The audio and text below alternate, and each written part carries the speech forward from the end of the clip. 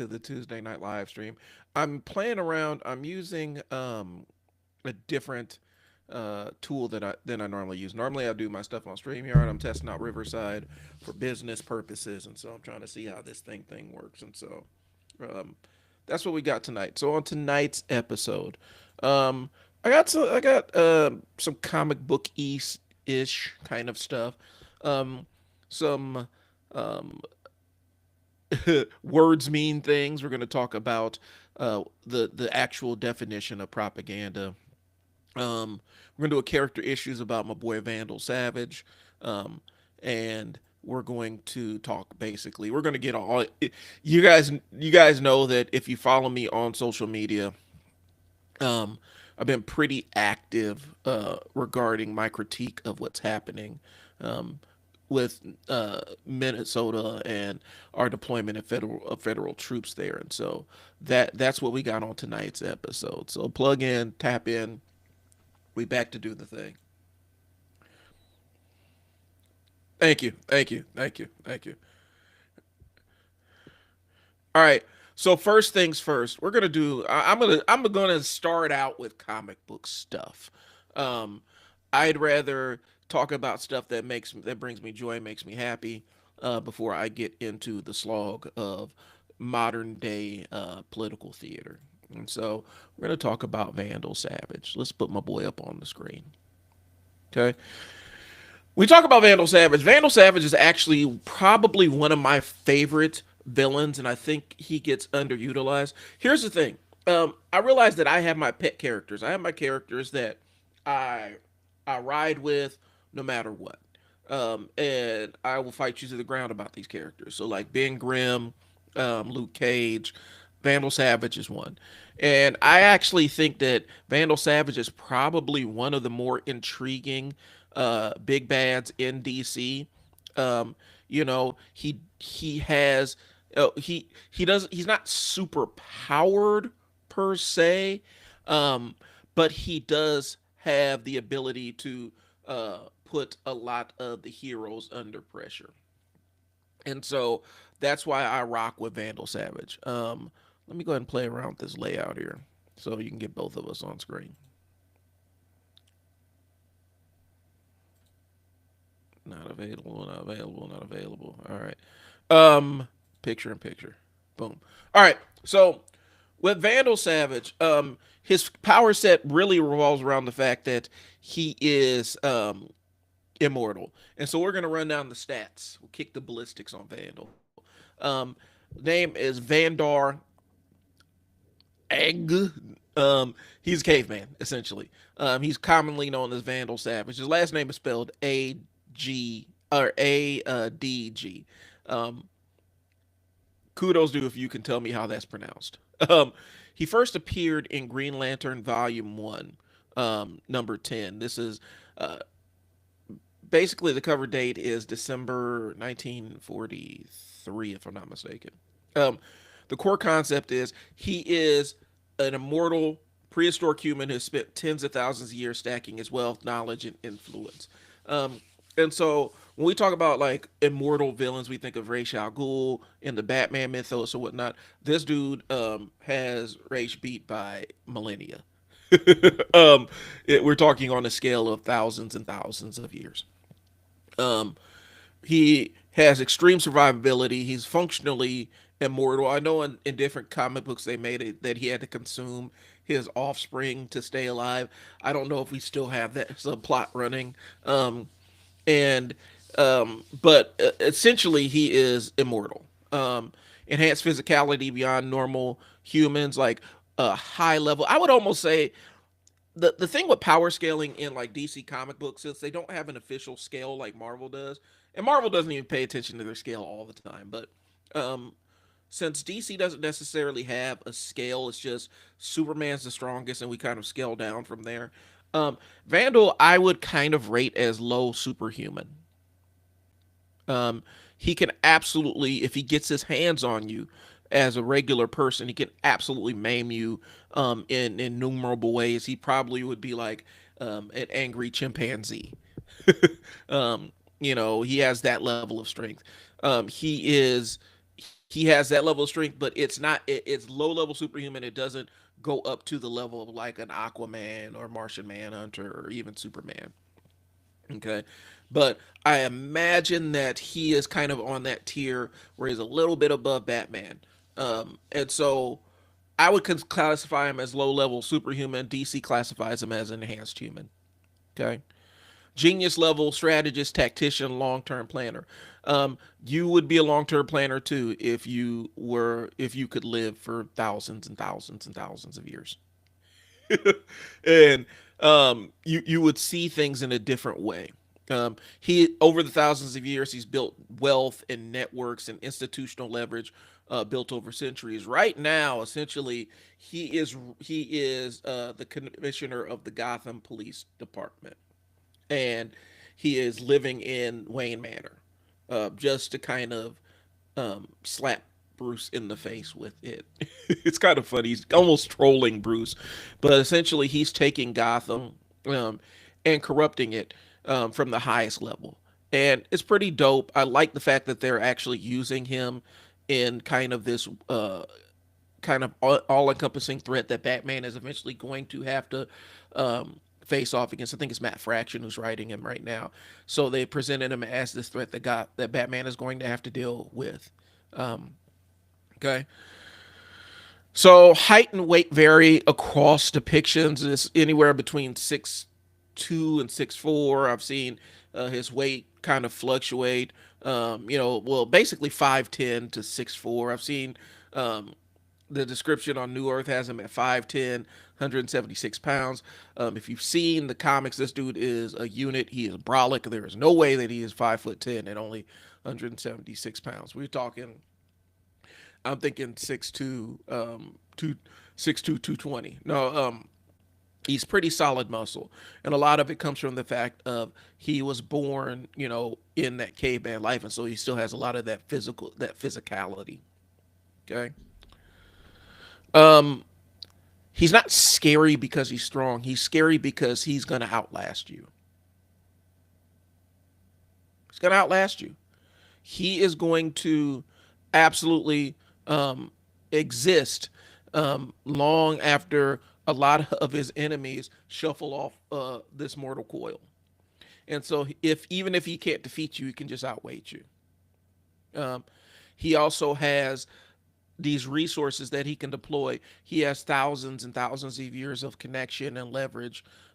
He's been multiple people throughout history. They said he was Genghis Khan. They said he was, all of these, Hannibal. They said he was all of these different conquerors and stuff. They say he was Jack the Ripper. Um, all these mythic figures kind of get attributed to him in the DC universe.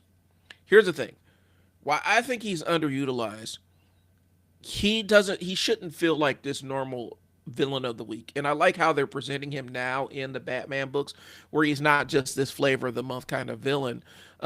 They're setting up a big showdown with him, and he's been like, I think he's been the chief of police or the commissioner, um, or is he the chief of police? He's been in charge of the Gotham Police Force for about 2 years in real life. Comic book years is probably like 6 months. um, but I kind of see him as DC's own. I hate to say it, Doctor Doom. I know Lex Luthor kind of occupies that role. I could even see him as a kind of Kang the Conqueror, except it's kind of inverse. He's not coming from the future. He's just always been, as long as there's been sentient people, human beings walking around, Vandal Savage is kind of a constant. Um, I would see him kind of in that mold of the Doctor Doom ish, um, you know, Kang the Conqueror ish vibe. I think he was the central villain in Justice League Tower of Babel. Um, I'm not too familiar with my 2000s era JLA, so you might have to help me out. Um, but I have a feeling that he was the main villain in that. Um, Mark Wade. Let's see. I think Vandal Savage was the one that made it so that nobody could communicate with one another. And if I'm wrong, I'm willing to be corrected on that.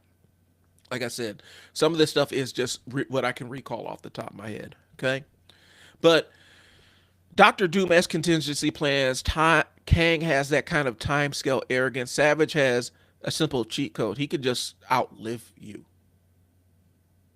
Just if I don't like this person, I can just wait 100 years and they'll be gone.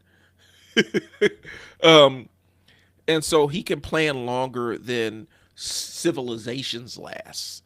Like he can watch an empire that's a threat to him eventually just fade away, and then he can roll out his next plan. Okay, and I don't like the fact for a long time DC was kind of using him as a guest villain. Um, and I feel like he should be kind of a franchise antagonist. I feel like, they're using him in Batman, which is good right now. I really hope they don't job him out, and lower his footprint, because I think as a villain, I find him more intriguing than than Ra's al Ghul, just because with Vandal Savage has he doesn't really have much of a code of honor, while Ra's does. Randall Savage does not. That's why one of the reasons why I kind of got the absolute version of Ra's al Ghul confused with Vandal Savage, because essentially the absolute universe, he's Vandal Savage. Like, yes, he's Ra's al Ghul and he's plaguing Superman, but he's really Vandal Savage, is the way I see it. And that's why I thought they were one and the same. Okay, but I see him as this team busting villain, um, that DC just has sitting back here, and they have a lot of those guys. Where like was it Despero or whatever, who is a threat to the entire JLA when written correctly, but more times than not in recent years you just kind of see him as this forgotten thing, or one of the Justice League members can solo him. One of the challenges is, specifically when you're dealing with a team that is as powerful as the Justice League, when you have a villain that they need to unite to defeat, that's typically, in my mind at least, that should well, Ra's al Ghul is the one that got into it. Why do I keep confusing these two? Tower of Babel, Ra's al Ghul is the one that did Tower of Babel. See, this is what it is. I knew it. I keep getting these two confused through history, and I guess for me, I see Vandal Savage as kind of existing in the space that, or race existing in the space that Vandal Savage should be in. Okay, because you're talking about somebody who can live thousands of years versus somebody who has to replenish, and go into the Lazarus pits to replenish himself. Otherwise, he'll get old and decrepit. Where Vandal don't really have that weakness. Like I said, they wrote in him being a cannibal for some reason. I really hope that they've put that away, because that was a stupid nerf to him. Um, Having him as this omnipresent threat who's always scheming, this mastermind in the background who can study his enemies from the time they're born. I think, to me, that's an intriguing villain. And like I said, Rage has really been kind of a Batman focused one, where Vandal Savage is. I know he's been in Wonder Woman. Right now, he's plaguing Batman. I've kind of seen him hinted in Superman. I've seen him in JLA stuff. Um, I feel like he's just not being used. And, I think part of it has to do with the fact that they've used, Ra's al Ghul in movies and stuff. And so maybe that's what the disconnect is. I don't know. I'm just speculating here at best. Okay.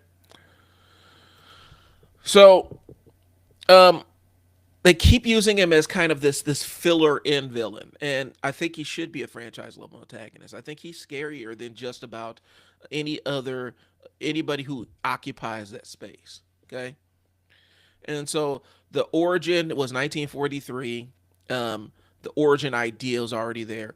The man who wanted the world. That was the Green Lantern book, and he's introduced as an ancient meteor-made immortal who's trying to who's trying to take over the world as usual.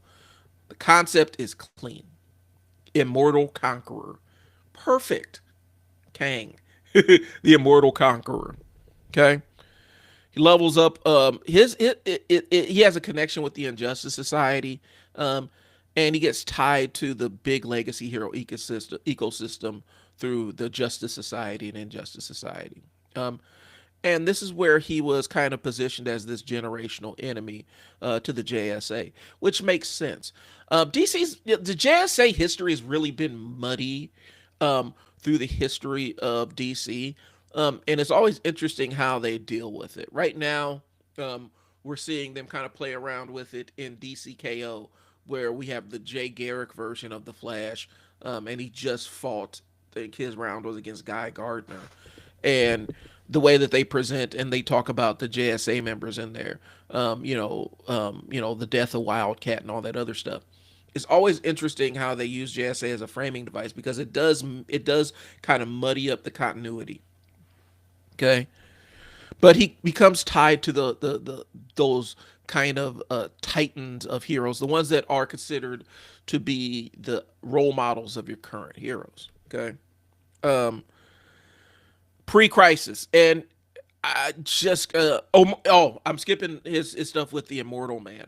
Okay, um, they kind of tied them together, and so I think they tried to make it a nemesis. This is before I was born, so a lot of this has to do with research that I had to do. Um, so 1965, we have the Immortal Man. Their stories connect. They try to connect them directly. Um, DC is building the idea that immortality isn't like unique to Vandal Savage. All right, it's a cosmic kind of mechanic that can create nemesis.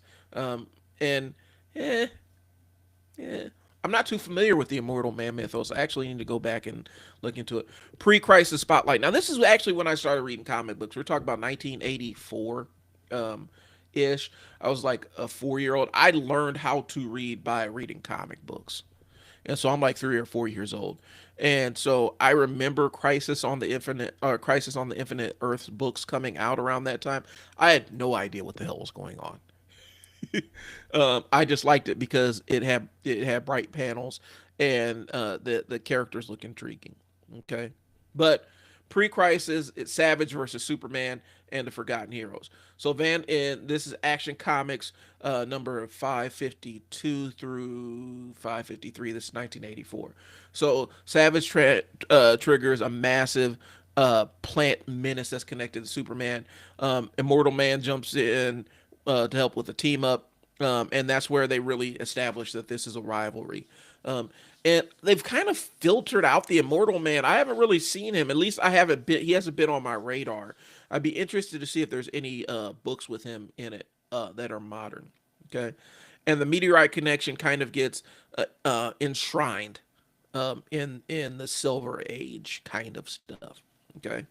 Um, this is Vandal Savage doing what he does best. He's not punching, but he's using a situation trying to control perception. So he's outflanking Superman and the Immortal Man. Okay, and so and the Immortal Man is an alternative to his arc, right? And so the Immortal Man is a hero across the board, while Vandal Savage is kind of presented as this threat. And I think I probably need to find an image of an Immortal Man so you guys know what I'm talking about.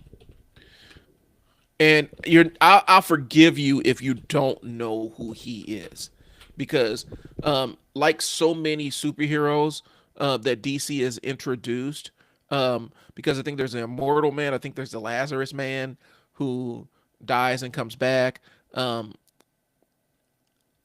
It DC will introduce really interesting heroes, and they've been the book has been DC's been around so long that they will forget about heroes. I can't find a good image of him. Um, so you're just gonna take my word for it. If you want to find out more about the Immortal Man, look him up. Actually, let me see, because I think I have something from the wiki on there. All right, so we'll put him up on the screen now.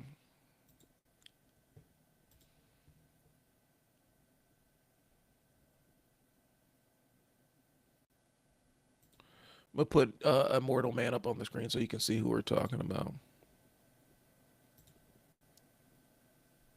Okay, and so the Immortal Man is set up as Vandal's nemesis. I don't think we see a heck of a whole lot of him. I don't. There's not enough out there for us to really established, though, that's Anthro, and that's not who I'm talking about.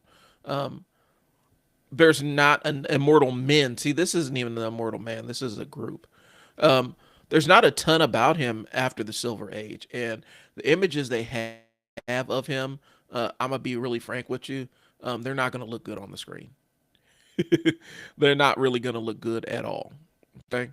Um, but long story short, he has the same power set as Vandal Savage. Um, he bathed in the same meteorite. He'll never age past the day that he touched the meteor. Um, he can be hurt, but he can't die by any external means. And he can give pieces of his immortality to others, but not his invulnerability. Um, he, the people that he gives shed some of his immortality for can still die by normal means. And so he has all the typical things that you would imagine of somebody who's thousands of years old, mastery of martial arts, um, weaponry, swordsmanship, and everything. Again, they positioned him to be Vandal Savage's kind of counter or nemesis, and it worked so well that I completely forgot about him. That's how well it worked. Worked so well that I didn't even think about the Immortal Man. I confused him with the Lazarus Man. So that's what it is. Let me pull this up. So as we move forward, it wasn't even Lazarus Lane. As we move forward, let's jump. Let's continue on with the Vandal Savage thing. Okay. Um. So pre-crisis, Vandal Savage represents. He's a villain with institutional memory. He's what happens when I've seen everything becomes I'm entitled to rule. Like he's planning to take over the world on a long scale horizon. He's just looking for his moment. Okay. And pre-crisis and late Bronze Age stories keep kind of circling the same warning. Survival does not equal wisdom, which means that just because he's been around so long, he's still limited by his personality flaws, his personality defects, right? Okay. Post crisis. And for those that don't know what I'm saying, pre crisis and post crisis, when we talk about post crisis DC, we're talking about stuff that happened after Crisis on the Infinite Earths. Okay. And Crisis on Infinite Earths was supposed to consolidate the entire DC universe, and bring it down to one single story and merge all of these desperate stories and Elseworlds and these superheroes that are operating or that never seem to interact with one another and all that other stuff. Okay, and so when we're talking about pre-crisis, post-crisis, um, post-crisis is kind of considered what the modern age is, more or less. Okay, and it kind of built in the framing mechanism that every once in a while DC will have a crisis to shake up the continuity, and refresh the entire brand. And so Crisis on Infinite Earths was kind of the first one. They actually had Crisis on Two Earths, which came out, I believe, in the 60s. And that ended up becoming kind of this thematic thing. The idea of the Crisis as the crossover event to introduce like JSA and JLA together and have them co-star in stories. Okay. So Crisis era. A lot of villain history gets reformatted after Crisis on Infinite Earths, but Vandal Savage works on any timeline because he's always been there, and so it's not hard to. Oh, I got a new chat message. Show on stream. All right, what's going on, man? We're just talking about Vandal Savage here before I get into political stuff and alienate and piss off half my audience. So thanks for tuning in. um, so like I said, I love the fact I really do enjoy the character, and I think that an inspired writer can really do a lot with him just because you can kind of plug him in anywhere. You can make him, the prime mover behind the scenes. I know they tried to do that with professors with Zoom, um, not with Zoom, with Reverse Flash, with Eobard Thawne, where he's been all up and down the Flash timeline, plaguing him at every step of the way. I 100% think that y'all could do the same thing with Vandal Savage. You just got to find a writer who actually has a love for the character. So, uh, post Crisis on the Infinite Earths, he kind of remained the same because of how long he lives. Okay, and so in the 90s they've kind of set him up as this organizer, the architect, the long game. He's playing the long game. And so JLA Year One, that came out in 1998, he's positioned as the behind the scenes organizer, putting together threats against the league in its earliest days, which is dope. And I think that's kind of the position that they need to have him operating in. I wish DC treated this version as the default, not just Vandal Savage is immortal and he has a sword. Like, I want to see him actually leveraging his immortality to create new ways and methodologies of pain and discomfort for the heroes. Okay. Um, then we go to DC 1 million. And I'm going to be honest with you. I was not on DC Comics with DC 1 million. Um, and so everything, my knowledge of DC 1 million is really kind of secondhand knowledge. Okay. Um, but in DC 1 million, the core premise includes Vandal Savage operating far in the future, which is he's in the 853rd century because his immortality lets him kind of persist into that timeline. Okay. And I would say the Lazarus Man, it's the Resurrection Man. Um, so the Resurrection Man, I thought, would be a more interesting foe for Vandal Savage because every time the Resurrection Man dies, he comes back with a different power, and that would be the perfect foil for a Vandal Savage. Okay. But the tie-in was, the one of the key examples I'm going to throw out here is Resurrection Man 1 million, and it turns on a conflict between um, him and Vandal Savage in the far future, and this is Kang. This is how they're treating Vandal Savage as a persistent threat all across the timeline. Okay.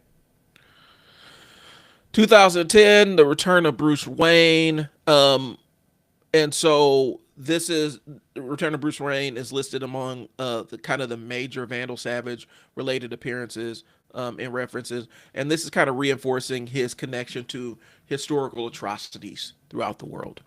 And when writers use him right, he's not just history; he is a threat to whoever the good guys are of that time period, which I think is probably the best usage for him.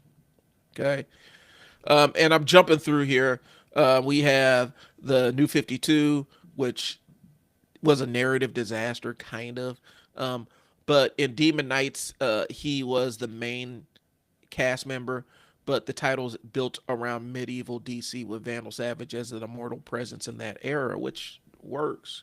I actually have to go cop this one. So this one's in my notes as something I have earmarked that I need to go check out. Okay. And it proves that Vandal Savage is a flexible villain. You can drop him in any era, and since he already knows the mores and norms of any society, he can fit in and maximize his knowledge and millennia of experience. Okay. 2016, he is a Superman villain again. This starts with Action Comics number 50. I think I don't know what the main continuity number is for Action Comics number 50 because they renumbered. Um, and so this is DC's historical write up where Savage seizes control of the Fortress of Solitude, and Superman has to stop him from deploying the Fortress of Solitude and utilizing it against him. Okay, this is when DC realized, kind of came to their senses that, hey, we got this guy that can't die. Maybe we need to buff him a little bit and make him a threat to Superman because, yeah, that's what it is. All right. So now we're in the Gotham era, and I've already mentioned where he's the commissioner of Gotham PD. Um, and so he is actually weaponizing and almost using the Gotham police as his secret enforcers, a secret police force, and making Batman and Robin's lives hell, which it makes for an interesting story. Um, and it's kind of changing it as Batman takes on the corruption in the police. And even in Matt Fraction, he talks about, brutality puts you guys on the other side of the law. And so he's actually addressing a lot of the rot that's happening within the Gotham Police Department. And since Vandal Savage is the commissioner now, um, of course he's not going to make sure that everything's on the up and up and it fights all the corruption. He is the corruption. Okay, so this is basically a coup by Vandal Savage because he's essentially conquered Gotham City. If we're being 100% honest, because he sits in the police department seat, but the mayor has to do what he says. All city council members have to kind of do what he says because he's using the police as his enforcement arm, which is interesting. Um, and I really do hope they commit to this kind of thing. Um, because I think that that's the good usage of him, where he actually gains control of these systems that these superheroes have to operate, the frameworks they have to exist in order to exist in society with the rest of us. Okay, so why isn't he a Doom level, Kang level threat all the time? I think a lot of it has to do with the fact that we got Ra's al Ghul. We got Ra's al Ghul out there, and he ends up becoming the first one that they grab to when you think of immortal villains from the DC universe, and they look straight past Vandal Savage, even though Vandal Savage is sitting right there, like he's Rose right here. You could use him. He doesn't have to do Lazarus pits or anything. He doesn't have any nerfs that need to go along with that, and he probably could teach Ra's al Ghul some things. I've always wondered, and I think there's one comic book where they do interact. I'm not quite sure. Okay, um, but they treat the immortality like a flavor and not like an engine to kind of create stories and for him to create these schemes and strategies and stuff. Savage should be selling assets across centuries, seeding assets across centuries, owning systems and not just hideouts, where he is the old money all around the world. Like in a lot of towns you go into, you have your old money players, your family names and stuff. Vandal Savage should be that. Okay. Um, and building contingencies like long-term thinking, like, okay, if they win this battle, if the superheroes win this day, this is a contingency plan where he's assuming that they're going to win, and that filters into his plan. Okay, and writing plans that trigger when he loses, almost like a social Saul trap. Okay, so I think that Vandal Savage can be the "I've been financing wars since your language even existed" kind of guy. And here's the thing. So I know I talk about Absolute Joker and Absolute Batman all the time, but that's kind of what they're doing with Absolute Joker, where Absolute Joker's always been this thing that existed. And I'm really getting Vandal Savage vibes from him. So I'm interested to see what his story is going to end up being, because they're making him as somebody who's been alive at least since the 1800s, if not before. Okay. And not alive as a kid, alive as an entity that was a destructive entity. So I'm wondering if he ends up being kind of their stand in for Vandal Savage. Okay. So Vandal Savage is underutilized because DC keeps using him as a guy who just shows up and not this full-fledged force of evil. And the scariest part isn't that he can't die; it's that he can make plans that outlast you. They live longer than you. Um, you know, Batman's a lot of things, but at the end of the day, he's still a mortal human being.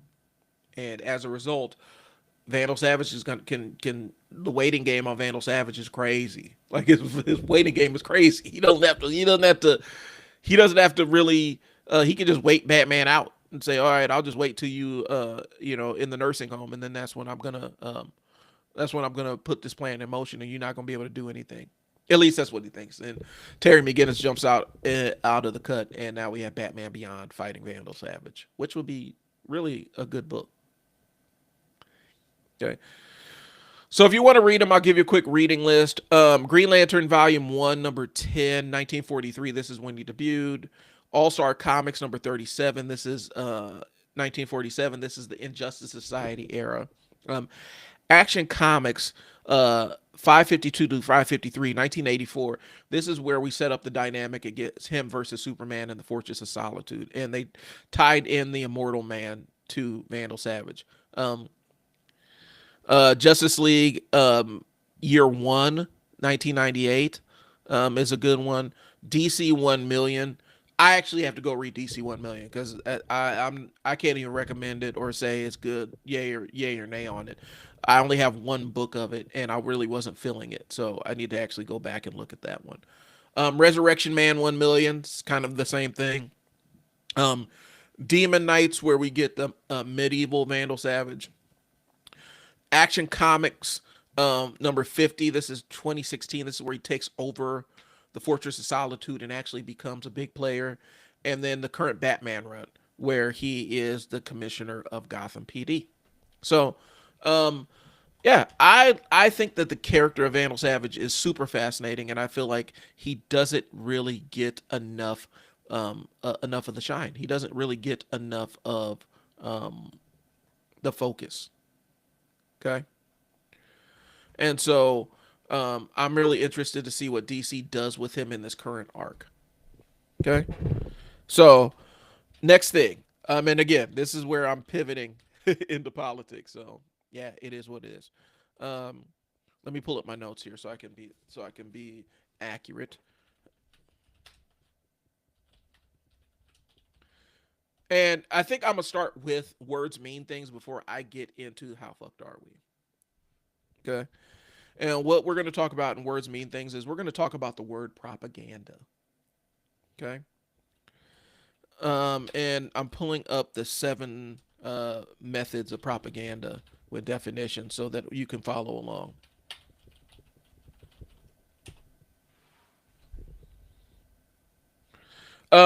When I hear propaganda, and so in normal parlance nowadays, what I'm starting to see is, and here's the thing. I think in the way that we talk, we use overly therapeutic language a lot of times, and we use sociological terms um, and journalistic terms like regular conversation, and it ends up stripping them of their meaning. And so that's what words mean things actually exist for. It also exists to just so that I can be pedantic about word usage, and I can be my little snobby nerdy self with stuff. A couple weeks ago I talked about begging the question and how much that drives me insane when somebody says that begs the question. No, it raises the question. I hate begging the question. And so it gives me an opportunity to be the snobby little pedantic nerd that I can be sometimes about things. But it also serves another function to clear up terms that I hear misapplied in normal parlance. And so normal conversation, one of the things that I see that ends up getting misused a lot is propaganda. And more times than not, when somebody's talking about that's propaganda, typically they're meaning some kind of journalistic story that they don't agree with. Somebody reporting something they don't agree with, that's propaganda. And that's the way that people use it. And I think people don't understand. And I think for me, the challenge is letting people know that propaganda is a tool. It's absolutely been weaponized against the United. Has been weaponized against American citizens for decades. If we look even into, and now I'm kind of off my script, but I will off my layout outline, but I'm gonna pivot back into this. Um, when we look at like resistance movements specifically, we talk about the Black Panthers, a lot of stuff, but there are other organizations in the struggle too. Um, you know, but AIM, American Indian Movement, Black Panthers, or whatnot. We think of like COINTELPRO, right? Which was the CIA's operation to crush internal groups that were aligned for liberation or whatnot. And so they deployed COINTELPRO and they used propaganda to counter the propaganda that the Panthers were creating. The Panthers created literature, they created books to disseminate amongst the community. That's propaganda. That's kind of what it is. It's trying to sway public opinion using information and things along those lines. But when I hear people say propaganda, it makes my blood curl because what they're saying is, oh, this thing that I don't agree with, that's propaganda. That thing that I don't agree with is propaganda. This news organization that I don't watch, that's propaganda. And it may be. It may be. Like, let's be honest. I mean, it may be propaganda. Okay? Um I it but the way that people are utilizing it, they're using it in ways that just means, hey, I don't agree with what this news report is saying or what this reporter is saying. And because I don't agree with this thing that's printed on social media or what this reporter is saying on my TV screen, that is propaganda. And that is not the proper use of the term. Okay. So I'm gonna go ahead and get my notes up on the screen so I can be factually accurate because that's a big thing. One of my one of the things about me is a lot of times with my ADHD, I really don't want to be misunderstood, and so I will go above and beyond to make sure that I am being as forward and as clear as possible. And so I'm really about making sure I'm being factually accurate, and I'm also open to if somebody if I get something wrong, I will walk it. I'll be the first one to walk it back. Okay. But propaganda, they use it kind of as a vibe based insult. If they disagree with information, they label it as propaganda. If it challenges their ideology, they'll say it's propaganda. Um, the usage is sloppy and it really kind of neuters the word's usefulness. The goal, um, the goal of the segment is about restoring the actual meaning of propaganda, not saying yay or nay or saying this person's version of propaganda is good while this person's propaganda is bad. All right. Just defining it correctly. Okay. Baseline definition is tied to sociology and political science. Okay. Propaganda is the strategic dissemination of information, symbols, and narratives designed to influence attitudes, beliefs, behaviors towards a desired outcome. Okay. It's basically information that is used to sway people and get them persuasive in a different kind of way. Okay. It is about intent. Propaganda is about intent. It's not about the value of truth. Okay. It's about influence, but it's not necessarily about education. When you deploy propaganda, you're actually trying to sway people to believe one way or another, or you're trying to seed confusion so that people start being distrustful of their information providers, and now the information providers are in question and they don't pay attention to things that the information providers are providing, if that makes sense. Okay. It can use true information, it can use false information, it can use selective information. This is where how propaganda actually works is it utilizes any methodology of delivering information to an end. Okay. So let's get into this. Um,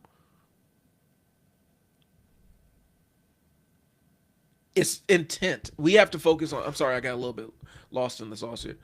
Propaganda is all based on what the intention of the piece of propaganda is, what the intention of providing the selective information and stuff like that. One of the best propaganda platforms you're going to see is Twitter right now because it's under so much corporate control. People can just literally disseminate as much misinformation as they want. Nobody ever really checks them on that piece of it. And they've neutered the frames that actually the things that actually do counter disinformation.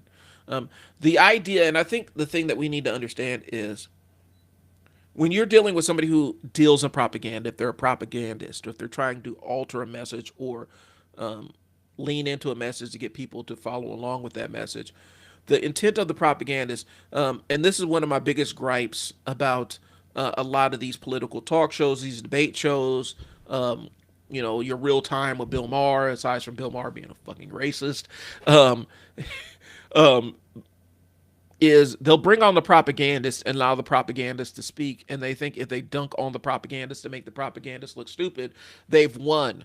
Here's the goal. The job of the propagandist is to disseminate the information. They don't care how the host makes them look to their specific audience. What they're trying to do is they're trying to reach the segment of people that are aligned with them. And being on these platforms validates them to that specific audience. So they're not trying to reach the audience that's mocking them or laughing at them. They're actually using that platform to speak to people that agree with them. And so when you platform propagandists, this is the door that you open. So bringing them on to shout them down and make them look stupid doesn't work. That was my issue with the Breakfast Club and Ben Shapiro and stuff. Bringing him on that show allows him to disseminate his information, and it doesn't matter how much you debunk him or make him look stupid. The idea is the fact that he used your platform as a megaphone to blast his message to people that may or may not be aware of him, but who are politically aligned with him. Stop platforming propagandists. Propaganda is not synonymous with lying. It uses truth strategically. That's how it really works. It uses truth in a strategic manner to convince you to influence your behavior or your thoughts. Okay, propaganda is not. It's not information you dislike. It's not any opposing political view. It's or any messaging that feels biased. Okay, bias and propaganda do overlap. Let's be 100% clear about those two things. Those two concepts do overlap, but they're not the same thing. Okay, bias can be unconscious. We can have an unconscious bias. Most people have an unconscious bias. There is no such thing as a completely unbiased, dispassionate human being. That doesn't exist. Um, your biases exist um, in all aspects. There's no such thing as a completely logical human being. If you uh, removed a person's emotions and they're 100% logical, you've basically disabled them. And it's happened before in people with severe brain damage, where they are 100% logical. They can't function in society because things that are simple as figuring out what to eat are still in opinion based things. And so even our most logical stances are still flavored with our feelings and our feelings about things, our emotions about things. Okay. So bias is unconscious, propaganda is a deliberate thing. Um, so early modern propaganda comes out of a wartime state with messaging and mass persuasion. Think World War One, World War Two, where the American government was essentially trying to manufacture consent for these world wars, and it was really a successful operation. Think about the World War II era posters that exist. The "We Can Do It" and all this other stuff, and getting Americans to ration things for wartime efforts to get people behind the war. Okay, that's really what it was. But we also disseminated propaganda in Germany, and we disseminated propaganda in places where the Allies were to try to get um, the regular citizenry to rebel against the Germans. Germans use propaganda too. It's a tool of war. Okay. The emotional weight of the word comes from how it was used. Okay. And so Edward Bernays framed propaganda into public relations. Not because the techniques changed, but because the word scared people. The word propaganda sounds scary. And so Edward Bernays said, he recontextualized it as public relations. How do we manage the public's perception of this thing? Um, and that's kind of what we rolled with. Um, the practice didn't disappear; the branding did. Okay, so we're going to talk about manipulation versus information. Um, Propaganda is about shaping the interpretation, not just delivering the factual information. It's about shaping how somebody perceives the factual information that you're presenting to them. Okay. It's done with intent. We have to focus. Bias is not delivered with intent. Bias is just a naturally occurring thing. Propaganda has intent behind it. Okay. It frames how the information should be understood. It tells you what to feel, what to fear, what to hate, what to value, and it uses factual information sometimes or information that sounds factual to actually bypass your critical thinking. So you accept it on its face because it seems logical, but it's really engineered to bypass your critical thinking and use heuristics and a more emotional shortcuts. Heuristics are quick frameworks that we use to understand things that we don't want to spend a lot of time looking at. And that's why it's powerful, and that's why propaganda is dangerous because it doesn't attack our logic. It actually bypasses and circles around our critical thinking, but implants itself as something that's logical. And so we believe it's logical even without thinking about it. That's where I think it was Innuendo Studio. That's where I first heard. No, I heard the phrase before, but the definition I've heard where he's talking about palagenic ultranationalism, where you're sitting there talking to somebody about what the country, what America's been up to and things like that, and then they start pounding the table. You're trying to take away my God-given right to blah blah blah. Now we've disconnected the facts of the situation and unpleasant truths about the country you live in, and we're disconnecting it with the actual harm that it does and leaning into how that information makes somebody feel. Hope that makes sense. Let's go into the 6 different types of common propaganda. Okay. So, first we got name calling. This is attaching negative labels to discredited ideas or people without argument. You see it in wartime a lot. Whenever we're fighting somebody, they got derogatory names for the people they're fighting, or removes their humanity, and it makes it easier for you to shoot them. Like, that's the framing mechanism that happens. Okay. Glittering generalities. This is using vague positive words like freedom, family, values without specifics. Where do you hear freedom, family, or values all the time? Most election ads are propaganda because it's actually trying to shift the way that you perceive things to a specific end. Okay. Transfer association. A transfer. So this is associating idea with a respected flag, like a symbol, a respected symbol, or I'm getting tongue tied reading my own notes. Transfer is associating an idea with a respected symbol, like a flag or religion or institution, so they can borrow credibility. Okay, the idea may not have credibility or weight in and of itself, but if we can associate it with something that has meaning to people, we can borrow that meaning and it still bypasses their logic center. So people getting weepy when the national anthem's being played is an example of it. It's meant to play on your emotions. 9/11 was the fallout after 9/11 was a really big thing because they were doing it a lot. They were jumping past our logical brain to get to our animal brain and get into this we want vengeance kind of thing, and they're using the flag to do it. And Lee Greenwood's "I'm Proud to Be an American," which I hate this song to this day. I cannot stand that song.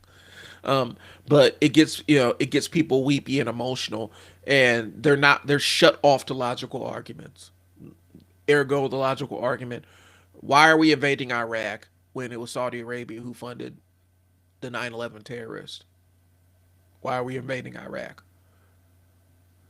Are you challenging the blah blah blah? And are you a patriot? And either you're with us or against us. There was a lot of that shit going on around that time, and a lot of it was attached to American symbolism. Okay. And I'm saying that I'm trying not to be callous about it because a lot of people got swept up in it and lost their lives and were hurt. A lot of your fellow American citizens, they jumped into the lie of what we were doing uh, in Iraq and in Afghanistan, and they ended up coming back with debilitating injuries or not even making it back home or not. They use propaganda to wind these guys and girls up to go over there, especially in Iraq, so that we could conquer their oil fields. We gained access to their oil. It's crazy work. Testimonial. This is when you use endorsements from celebrities, authorities, or figures who may not be relevant experts. Um, this is celebrity endorsements. The George Foreman grill. Why am I buying a grill from George Foreman? Well, he says it because it knocks out the fat. Why is George Foreman the one pushing this? But it bypassed the logic center because we like George Foreman. Back in the days, we liked George Foreman, and George Foreman was a popular celebrity, and so people went along with the endorsement. And so we use celebrities, authorities, or figures. That's why a lot of times politicians will bring out whatever celebrity they can get their hands on because that lends them credibility to a specific audience. Okay. Number 5, plain folks. Presenting elites or institutions as just like you to manufacture trust. This is where you get into the millionaire politician talking about the corporate elites and how he's fighting against the corporate elites, or the academic elites in their Ivy League schools. Not to mention that this guy graduated from Ivy League school and has a couple of million in the bank. But represents one of the social elites, but he won't tell you that. He's a regular guy. That's why, specifically in Nebraska, it's a really interesting thing because we are one of the states that is absolutely neck deep in millionaire politicians. Um, Invariably, whenever it's campaign ad time, um, you're going to see these millionaire politicians put on some farmer clothes and go out and pretend to be farmers. They're going to dress up as farmers and go stand in a cornfield. There's one. I live in a city. Like, so here's the thing, Peep. Omaha is a city. We live in a city. Yes, there are farms around my area, um, but most of my business is conducted in a city. I live on the northern edge of town. Okay, um, so it's not uncommon to see farms in the city. There are urban farms around here. One specific politician who was formerly governor of this state, um, and his parents, I think, comes from one of the richest families on the planet. Pete Ricketts specifically. Every time Pete Ricketts does a campaign ad, this dude is in farm gear, standing in the middle of a field somewhere. This dude grew up, and this dude probably lives maybe 15 minutes away from me in the city. He's a city boy. Grew up in the city. His dad owns the Chicago Cubs. He's city. But when it comes to campaign time, bro is going to be out in the field, out in the farms, um, walking through a field, talking to a farmer somewhere, or pretending like this is what he does in his downtime. That's the plain folks thing. This dude's dad is a billionaire. He's worth hundreds of millions of dollars. But when it's time, when you want your vote, he's going to 100% convince you that he be out in his downtime walking through a field somewhere, or riding a tractor, or doing other things that he thinks farmers do. And then he's going to be the one that sits there and talks about the liberal elites in their colleges or whatnot. You are one of the liberal elites, bro. Okay. But yeah, they're going to pose as just like you to get your trust. Number six is card stacking. So they're going to when it comes to card stacking, and we get it with the administration all the time. They're only going to put favorable facts in front of you, and they're going to omit information that's contradictory to what their frame of reference is or what they're trying to get you to do. Okay. And number seven is using the bandwagon argument, implying that everybody already agrees, so you should too. You know, and I always say, all these stupid people agree with me, so you should go ahead and agree with the stupid people right along with me. That's kind of how it goes. None of these actually implicitly require lies. You can use truth strategically, they just require framing. So those are the seven types of propaganda. Okay. Um, Name calling, glittering generalities, transfer, testimonial, plain folks, card stacking, and bandwagon arguments. The idea that propaganda is lies is not factually correct. Okay. True information can be used in a propagandistic way, if it's selectively presented, it's emotionally loaded, and it's time to provoke a specific reaction. Invariably, the argument when we're talking about political parties and stuff like that revolves around that. Specifically, we talk about black people in a political kind of electoral state. We talk about black people's allegiance to the Democratic Party, and the Democratic Party was a party of slavery. Why are you with them? Blah blah blah blah blah. That argument removes a lot of core context out of how the American political party system actually works, where every 30 to 60 years, the parties kind of reshuffle, and the labels that we have that we apply to the modern political parties don't match up ideologically what those parties were 80 years ago. You know, the radical Republicans from Reconstruction are not the same GOP that exists right now, because the radical Republicans were more liberal, or more left leaning, I should say. They were more left. They weren't even really liberal. They were more left leaning. And the Democrats were the conservatives back then. They flipped, because what happens is people die, leaders change, new world events create new flagpole issues for these political parties to rally around. And so what happens is these political parties are an amorphous kind of thing. And so the phrase Democrat and Republican are just marketing terms that represent left of the spectrum, right of the spectrum, on the political spectrum. And so when somebody does that, when somebody makes that argument, a lot of times those people that are making the argument are fully aware of the fact that political parties are not this static thing. Because if political parties were static, then we would still have the Whigs, and we would still have the Democratic Republicans as a party. They don't exist no more. They got folded and consolidated into Democrat Republican Party, and a lot of it has to do with the fact that human beings have a bias towards binaries. So, as human beings have this bias towards binaries, we like options to be in twos. Right, right, cool, cool, cool. All right, so um, we use truth strategically. That is utilized. That is propaganda. So propaganda isn't cleanly just lies. Okay. Modern media kind of flattened that definition. So modern media flattened it and say propaganda means content I dislike, messaging that challenges my worldview, or information from an opposing group. That's not necessarily what it is. Now, it can be if it employs some of the other methodology, but in and of itself, just because somebody opposes, you're saying something that you oppose, doesn't mean that that is propaganda.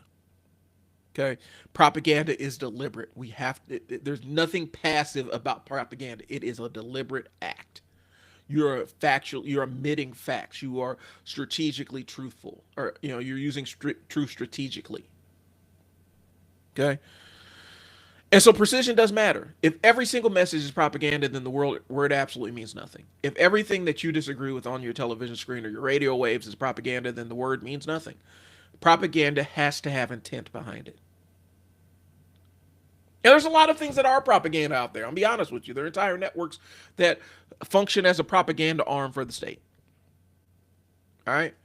But we just have to make sure that we're applying that word and making sure that we're meaning it deliberate use of information to manipulate public opinion.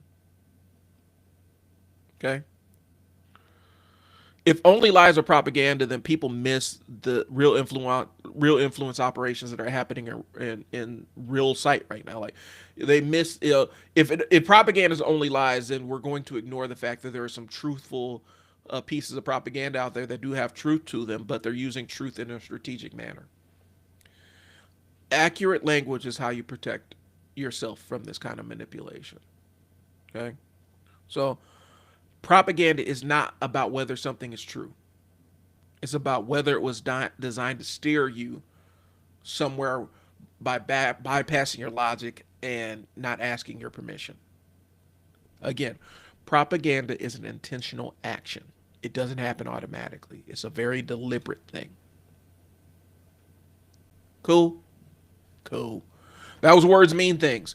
So this next segment, this is going to be the most inflammatory segment I do. Just be honest with you. Keeping it bean with my audience. So here's what I'm gonna say. The next segment is how fucked are we? And I talked about this last week. I talked about if you're following me on TikTok, I kind of made a little joke. People took it literally, and I'm not always great with um, framing my jokes as jokes. But I was talking about my issue with Trump and Greenland, and why I honestly think, a half smart assedly, I think that he is after Greenland because he looked up and saw it on the map, and on the globe it looks bigger than the United States, and it's not. It's not anywhere close. It might be like Iowa, Missouri combined, maybe a little bit bigger than that. But the way that the map is drawn, there is a bias towards it. If you really want to see what this looks like and see the mechanism in play, um, go to the website called True Size of.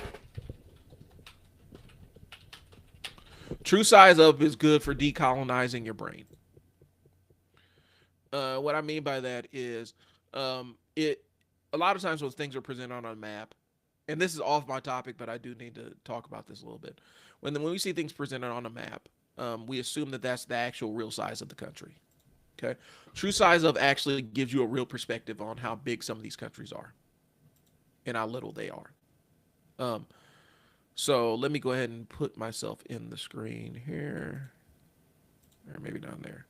Cool. Oh, I like that. I'm not used to using StreamYard for this, yo. So anyway, True Size of allows you to decolonize your brain, right? So let's talk about this. So specifically, United States, right? If we're thinking the United States, we think the United States is one size. But if we drag the United States over to Africa, the United States fits pretty cleanly into Africa, as does India and China. um, Africa is massive, but there's a reason why they show it at the same size as Europe. Because if we took Europe and brought it down, let's do Europe. Okay, so we took Europe, highlighted that. It looks big. Once we bring it down to Africa, it's not as big as it looks. Okay, and that could fit in Africa too. Okay, so let's talk Greenland right here. We're going to use Greenland right here. So when we look at Greenland, it looks like an absolute monster up there. Okay, it looks like it's bigger, pretty much than the it's roughly the same size as the entire North America continent. That's what it looks like, right? Let's bring Greenland actually down to the United States. Pretty big. It's nowhere as big as it looks, but it's a pretty decent size. It's a whole country, right?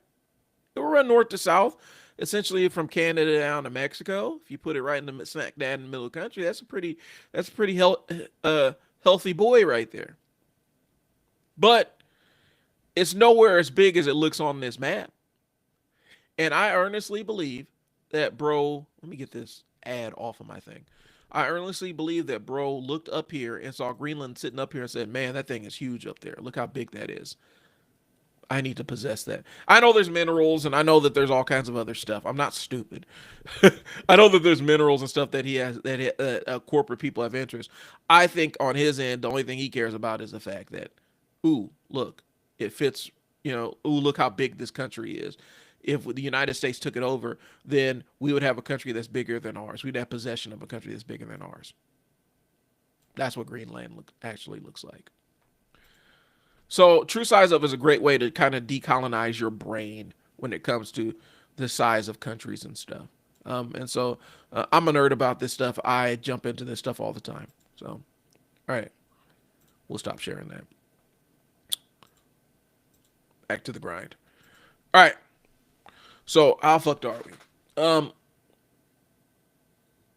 I'm asking this question because I'm looking at what happens when federal power starts to be used as a retribution tactic. Right now, and these are opinions. All right, now, I cannot stress this enough. These are opinions. Um, he can mine at Greenland. Yeah, he can mine it. Greenland says he's free to mine it if he wants to. Yeah, and I think that's part of it. I think the corporate people that are in his ear are like, yeah, there's minerals and resources and all that stuff up there. I think this is a dick measuring contest.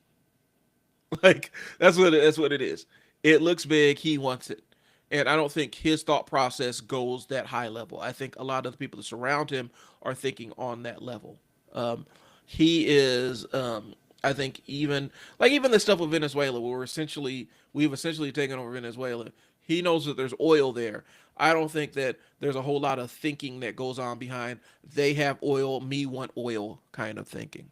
Okay, and so he can mine it, but I don't think that this was an original idea of him mining it. I think it comes from Greenland is up there and it looks big, and I want it.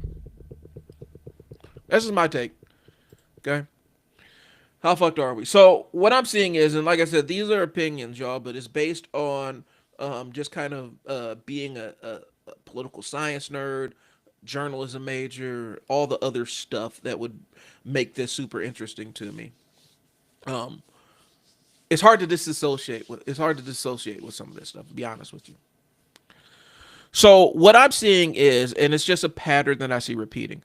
Right now, we're using Minneapolis as kind of this testing ground, um, but we've seen them kind of pump fake this. Um, we're going to mass federal troops in neighborhoods and communities that did not vote for him, in states that did not vote for him. And so of course we're going to start out in blue states, with blue cities and blue states. Eventually I think it's going to absolutely turn to where we're targeting narrowly blue cities in red states. But I think we're testing, like we're using Minneapolis as a testing ground, to see what the threshold is, because he's already pump faked about the fact that he said he doesn't think that we need to do midterms. And so I think it feels like if he can pump enough, if he can agitate enough people in Minneapolis, he can use that to do the Insurrection Act, and now we don't have to worry about Minnesota, in his mind, coming out for polls. I think he's surging.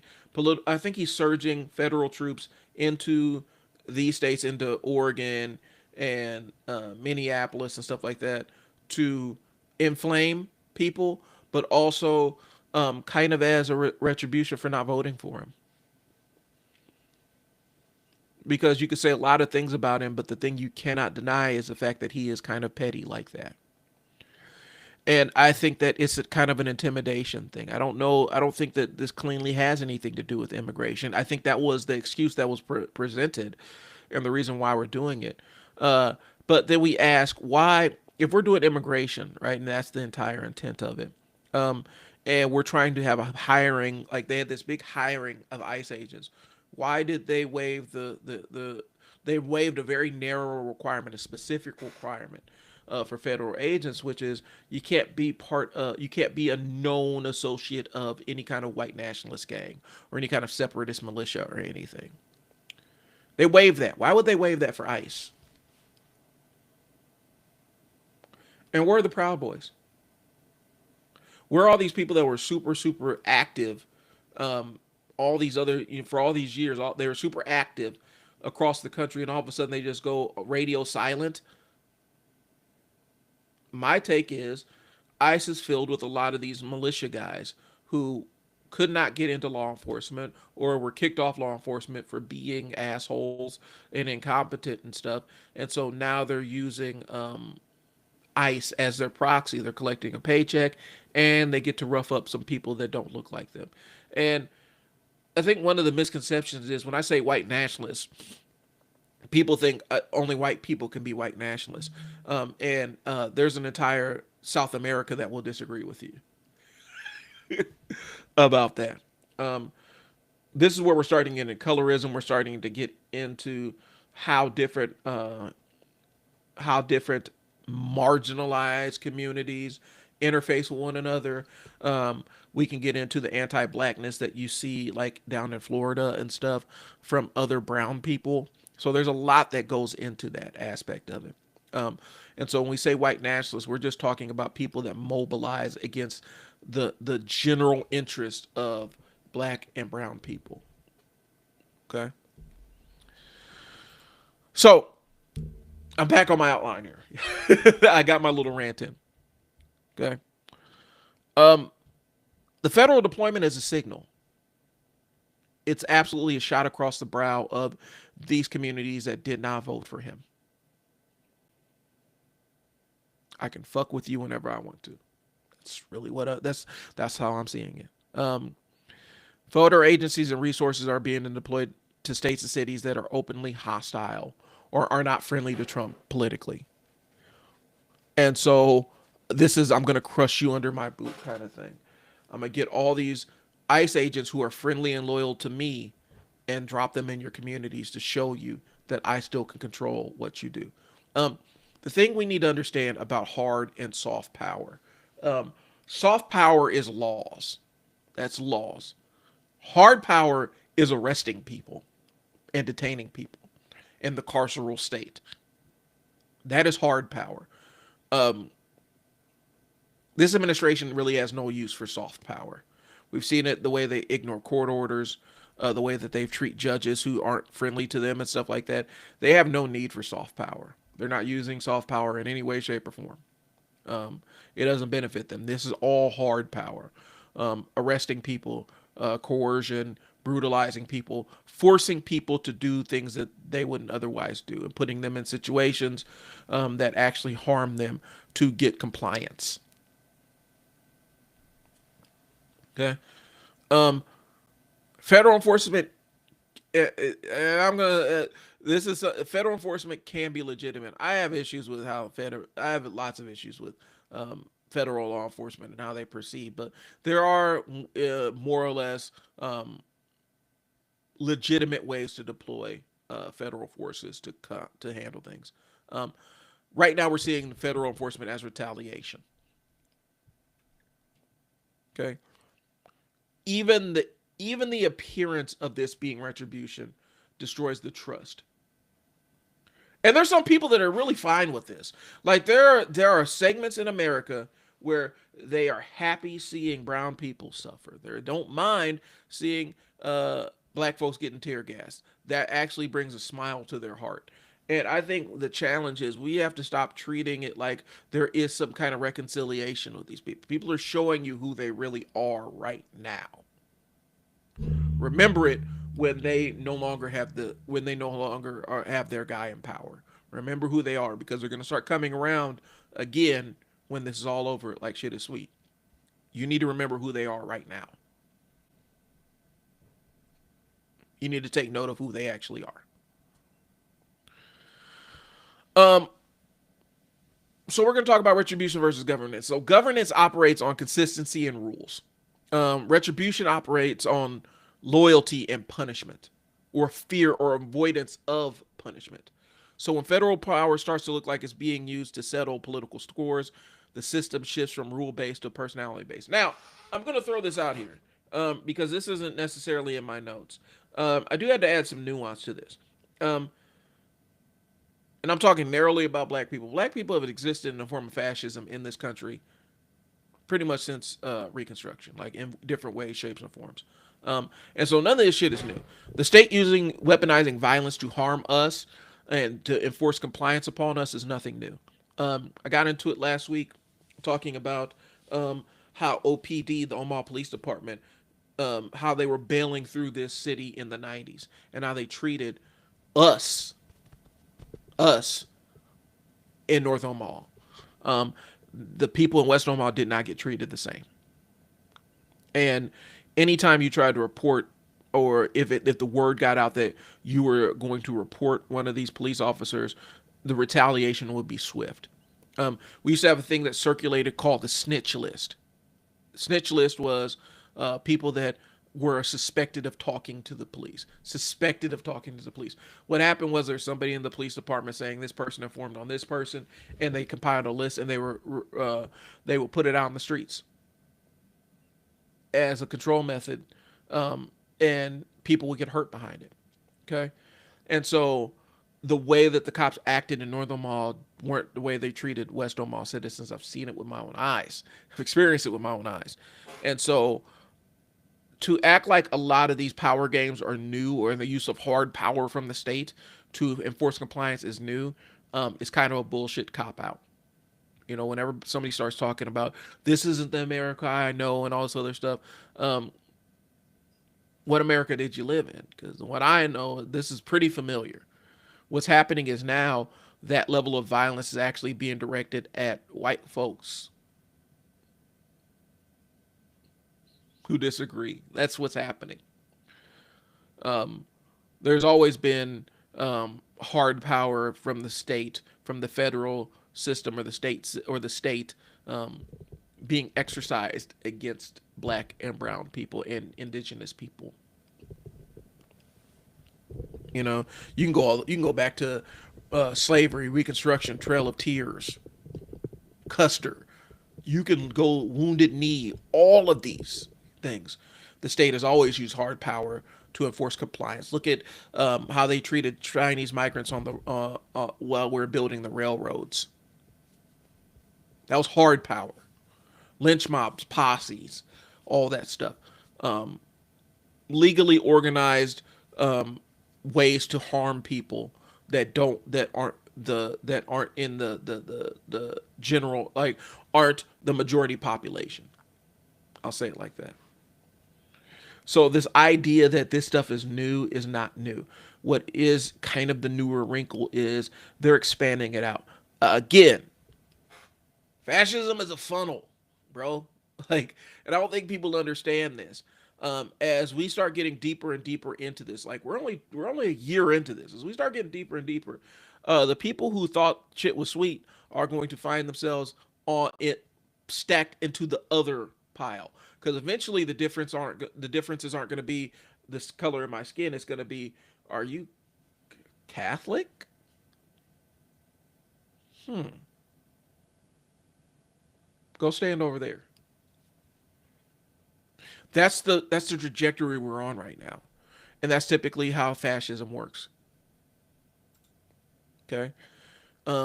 We exclude all people until we whittle it down to a very select group of people that have the physical characteristics and the cultural characteristics that are considered desirable. And it's even more urgent for them because they're looking at, we're hearing all this talk about birth rates and all this other stuff. This is their motivating factor. They feel like they've lost the majority hold on the country, and so they're going to enforce it, and they're going to use law enforcement and federal forces to do it. And so I predict eventually we're going to see, to a degree, it's only going to go to a certain extent, but we're going to see clashes between state and federal police on some levels. And we're going to even start seeing police departments get fractured based on cultural lines. This is what happens when you open the Pandora's box of using, you know, when the president is using the state federal agents to carry out his personal vendettas. Okay. Oh, government. So this is not a left or right issue. This is kind of a system integrity issue, and the system has no integrity. So it is what it is. Like I said, if I'm if I'm anything, I'm nuanced when it comes to these arguments because I'm looking at it from the frame of a Black American in the United States whose um, mom was alive, was old enough to experience Jim Crow. And I have older relatives that were around to explain exactly what Jim Crow life looked like, and it looked a lot like fascism. So there's been rhetoric and signaling around using the executive, basically canceling the midterms, and he's been pump faking it, and people don't take him at his word when he starts doing this shit. We need People need to start taking him at his word. He's gonna try to make it so that we don't have midterm elections or at least disrupt them. And I said it on TikTok. I 100% believe that these federal agents that he's deployed to these blue states are absolutely going to fuck with people at election time. I don't have a doubt in my mind that their job is to reduce voter turnout. In these precincts where black people have to line up and actually wait for their ballots, the feds are going to be out there online, yanking people out of line and fucking with them. It's supposed to be a chilling effect. He's trying to reduce voter turnout. And right now he's trying to find a methodology or framework to prevent midterms from happening. Okay. It's been rhetoric using the Insurrection Act. Um, you know, he's already and he's probably trying. He's framed it. I've also heard him essentially talk about having legitimate elections going on and things along those lines. The language should be worrying in a country that made sense. It would be worrying. Okay, you don't actually you don't need to actually suspend democracy to damage it. And democracy is a slippery term because there's always been unlimited democracy in this country, which is a very some people don't like to hear that. It's democracy for some, fascism for others. Um, but they're trying to normalize the idea that elections are conditional. There's a condition that election that has to exist in order for us to have elections. That's the narrative framing that's happening. That's the rewiring. That's the propaganda that he's trying to say. Well, the conditions have to be right to have an election. This country has had elections, if I'm not mistaken, in times of war. During the Civil War, they had elections. Like, it's been enshrined that the election day always happens, and he's trying to circumvent that. And that should be worrying to people, but apparently it's not. I mean, people don't care. Okay. Um, but once elections are framed as optional under the right circumstances, the door is wide open. He's gonna cancel it. They aren't very good at the subtext kind of thing. They do it, they'll use it, but typically he'll say what his goals are. Okay, the entire Venezuela thing was hinted at for months before it happened. Okay, so what's happening, in my opinion, is we're manufacturing crisis just to maintain control. We're destabilizing cities. We're sending in federal troops to aggravate people. Right now, Minneapolis, people have told me, my friends that are there, people I know, they're going door to door, kicking in people's door, dragging them out. It doesn't matter if you're an American citizen. Doesn't matter what your country of origin is. They're kicking in the door and demanding to see your paperwork. We've suspended the Fourth Amendment in Minnesota.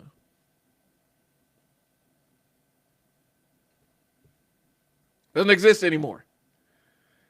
Um, and people are saying that's okay. You know, you have Christy Noem up here saying Americans should be prepared to show their papers. They should be prepared to show their documentation or proof that they live here. That has never been the case. You can leave home without your driver's license. You're not required to carry identification. You're not. Just being outside your house, you're not required to carry that kind of stuff. But now they're saying that we are. Like, we're in Johannesburg, South Africa in 1976. I need to see your papers. And it's not just a license because they're not accepting licenses as proof. We already had people mention that licenses aren't sufficient proof for them. They want birth certificates. Sometimes they're not even looking at that. They want passports. Sometimes they're not even considering that. If they want to fuck with you, they will. And I think I need to drive this home to a lot of black folks I see talking about this kind of thing online. Um, this entire framing that you can sit this out or wait this out and it doesn't involve you. It doesn't involve you until they kick in your door. If you think that deputized white nationalists are differentiating between um, immigrants from immigrants from Africa or immigrants from the Caribbean or immigrants, was it right now it's Somalia. If you think that they're looking at Somali immigrants and differentiating between Somali immigrants and Black Americans, you are out of your damn mind. These whites, these white nationalists who are in these federal, who have been recently deputized as ICE agents, do give not they don't give two shits about where you're born because they can detain you and do harm to you while you're in detainment. They don't even have to arrest you. They can just say you are on a hold and right now you're 100% at their mercy. And it's already been documented. People have said, hey, here's my passport, stuff like that. They don't care. They won't look at that stuff because the goal isn't about immigration enforcement. It's about intimidation. It's about showing people who's in charge. That's what's happening right now.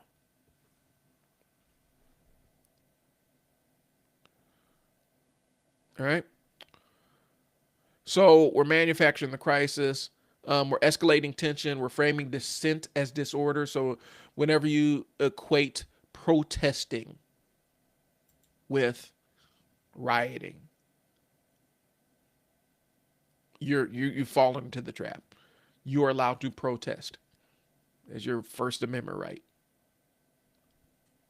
When it gets framed as disorder, I saw a lot of people that I consider to be friends up until around 2020. Instantly, when you took people protesting and said they're rioting, um, for me personally, that ended up putting you into a different category in my brain because we have the right to protest grievances to be heard and air our grievances against the government. That is our right. It's not disorder just because people are protesting. You're out of your mind. Okay? So they frame dissent as disorder. They deploy force. They're using hard power. They're applying hard power to restore order. Order meaning compliance from the communities of people that you don't see as human beings or American citizens. Okay? And expanding the powers of the executive to be all encompassing, where they can overrule anybody. So we have no checks and balances anymore. Than things is going. We had checks and balances went away when bro was elected. There were no checks and balances. That was over. All laws became social contracts, and they get ignored at his whimsy. Whenever he feels like it, he can just ignore it. Okay. This doesn't require a single coup. This is incremental, normalizing all of this stuff. They're acclimating us to this. They're acclimating us to having federal troops in your city, going door to door, kicking in people's doors, snatching them out of their homes. They're conditioning you to see. They're conditioning us to see that as a normal thing, guys. It's not. The idea that we got to get used to carrying papers is crazy. Yes, when you're driving, you need to have your driver's license on you. That's kind of the expectation. But if you're just walking outside, you're just existing in your space, in your neighborhood, you do not have to carry around your ID. That's ridiculous. The concept of papers, please, is un-American. Okay? The burden is on the state to justify your detention. That's the burden. That's the expectation. The state is supposed to justify whether they detain you or not. They're supposed to provide evidence to rationalize or validate your detainment. Your existence in a space does not mean that they can just detain you. The burden is on the state to provide that. We've gotten rid of that. That don't exist no more. The citizen is not required. Anybody, and it doesn't matter if you are here legally or illegally, however we want to phrase it, we are not required to constantly prove that we belong here. The burden's on the state. So you can't arbitrarily snatch people up because they have an accent, or snatch somebody up because of their skin tone or whatever, or because they look a certain way. You have to have some kind of proof before you engage them. That is the concept of that. You can't just unilaterally just crabs in a barrel. And I know that that's been happening in the hood since forever. Since time immemorial, stop and frisk. The cops just, you're outside. I remember being outside as a teenager and the cops just roll up and just fuck with you. Just because you're outside. That's a violation of your Fourth Amendment rights. They don't have the right to do that. At that point, the interaction is voluntary. It's a voluntary interaction. You have the right to terminate it. And if they're not allowing you to terminate it, then are you being detained? And if they're detaining you, they have to have some kind of reasonable reason to detain you. That's typically how it goes. They're bypassing all of that. And a lot of it has to do with a lot of these places where they're massing these federal troops are within 100 miles of the border, and so they're taking advantage of the fact that cities that fall within 100 miles of the border have different frameworks regarding the application of the Bill of Rights, especially when it comes to immigration enforcement. But still, the burden is on them to prove that you don't belong here. Not, hey, you come here. Now prove to us that you're not a citizen. Prove to us that you're a citizen. That's not what happened. Okay. Freedom of movement is assumed, not granted. You have the right to be wherever you are without having to answer to anybody. You know, unless it's a military installation or something where there's differential laws that surround that. But you have the right to be with you where you are without, as long as you're in public space, you're not on somebody's private property, you have the right to be there. Okay, requiring papers, it flips that relationship and assumes suspicion by default. All of us, everybody in this country, is now suspected to be an illegal immigrant. Congratulations.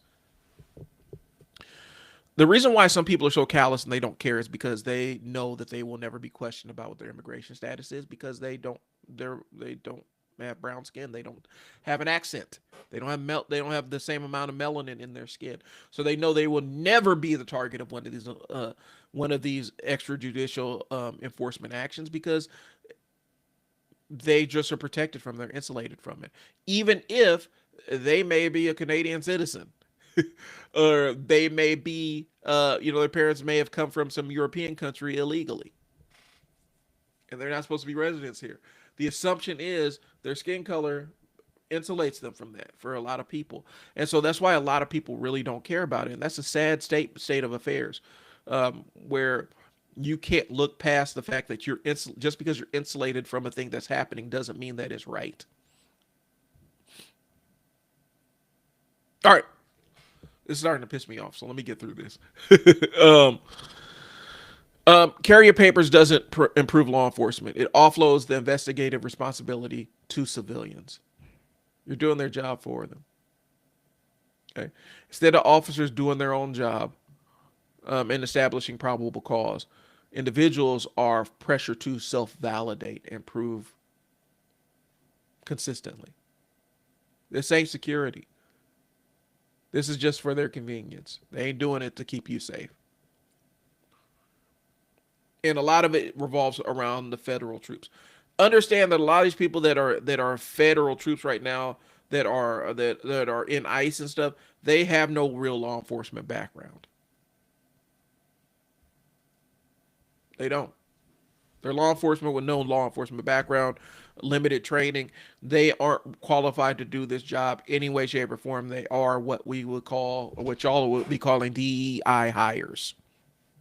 That's who they are. Okay.